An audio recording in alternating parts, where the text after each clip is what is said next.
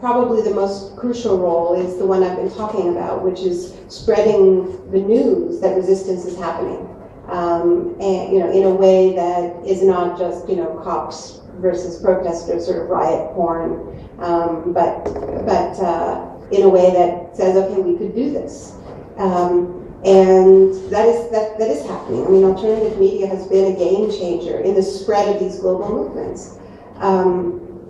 And also in the spread of alternatives. Does that mean that we don't need mainstream media at all? That we shouldn't even bother to try to affect mainstream coverage? I always try. It's frustrating, and sometimes I wonder if it's worth it.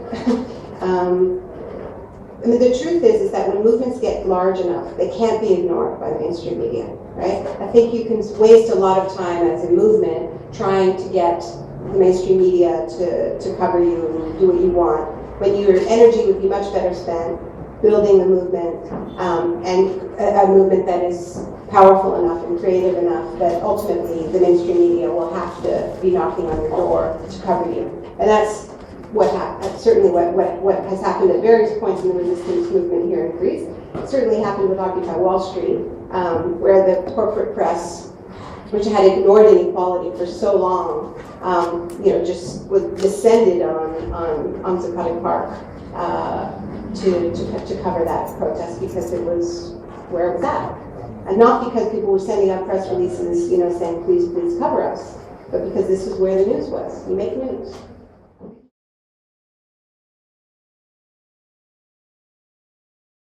What I have seen in moments of extreme crisis is it opens up all kinds of windows, and the crisis that Greece is experiencing right now, as I said, it's a democratic crisis, and it's a democratic crisis on every level. People have lost faith in their political elites. They've lost faith in their judicial elites.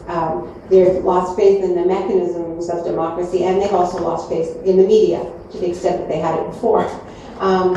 And when that happens, it opens up opportunities to fill that vacuum. People are not getting the information that they need, that they know they need.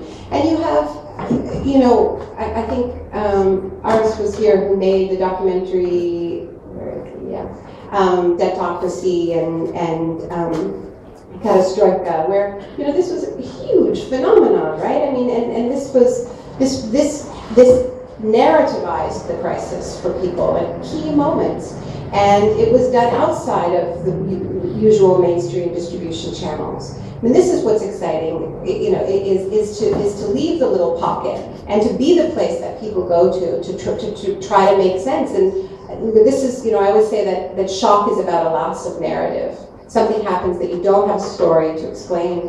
And when that happens, the storytellers of our culture, the media makers, the artists, are so important because we can help orient people, right? I mean, that was always what I hoped by writing the shock doctrine, is that it would be a narrative that would help people in moments of shock to stay out of shock, to keep their heads, right? Because it's when we lose our narrative, when we lose our collective story, that we regress, we become childlike, we trust the experts, we want that father figure to take care of us.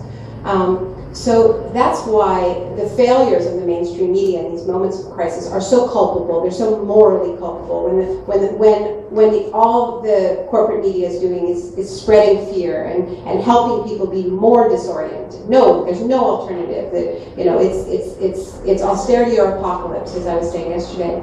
So in the space that opens up between event and narrative, that's where alternative media has to come forward and tell these stories. And what you see, and I think Aris's work is a great example of this, is that it can become mainstream. If you are telling those stories, people will find you. They need it. They're hungry for it. So the goal is not to stay alternative and just be cool with your friends. The goal is to get to as many people as possible and do whatever it takes, especially collaborating with one another to create a platform where people can more easily find you, or you're really out there in the culture.